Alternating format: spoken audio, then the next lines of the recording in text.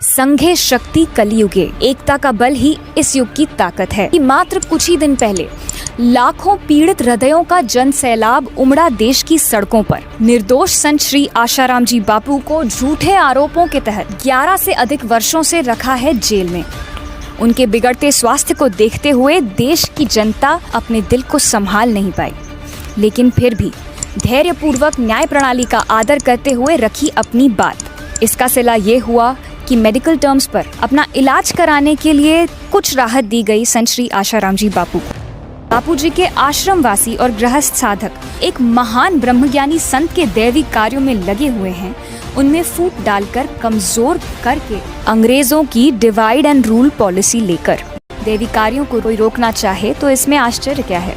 तो आइए जानते हैं कथा काल नेमी की। 2 नाम और 2-3 गुरु बदलने के बाद बाबा अमृतानंद पहुंचे हैं बापू जी को न्याय दिलाने के लिए। इससे पहले वे राजस्थान में एक जाने माने भूमाफिया आर्किटेक्ट के साथ जमीनें ऐंठते थे। आदेश है सर, इसने जो पैसा उगाया, जो पैसा लिया उद्योगपतियों से, देवी मंदिर के नाम लिया, तो किसी ट्रस्ट या जमीन के नाम इसको जमीन खरीद देनी चाहिए थी, तो इसने खुद के नाम जमीन खरीदी।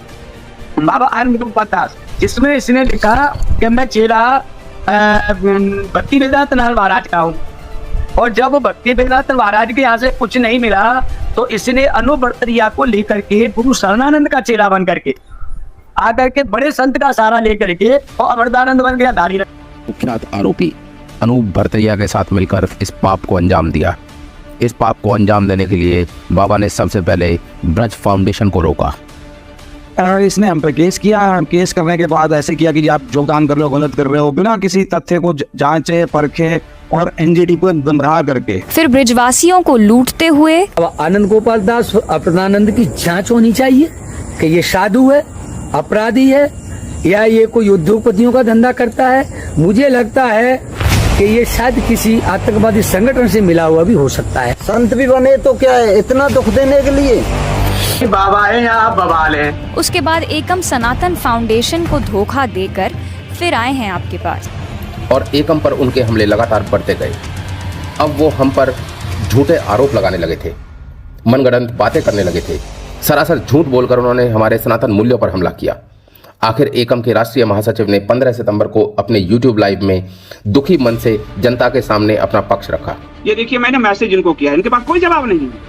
संत होकर गेरुआ कलर में झूठ बोला जा रहा है एक पार्टी को बदनाम करने के लिए। एक सीमा क्रॉस हो चुकी है और मैं बहुत बर्दाश्त कर रहा था कि जाने दीजिए। मैं आपको दिखाऊंगा, मैं 8 जुलाई से लगातार इनसे संवाद कर रहा हूं जो नहीं कर रहे हैं। स्वामी जी एकम के किन पदाधिकारियों के साथ बैठक हुई आपकी, और कितने यह बात कही कि कांग्रेस सपा आप जीते तो जीते लेकिन भाजपा को हराओ?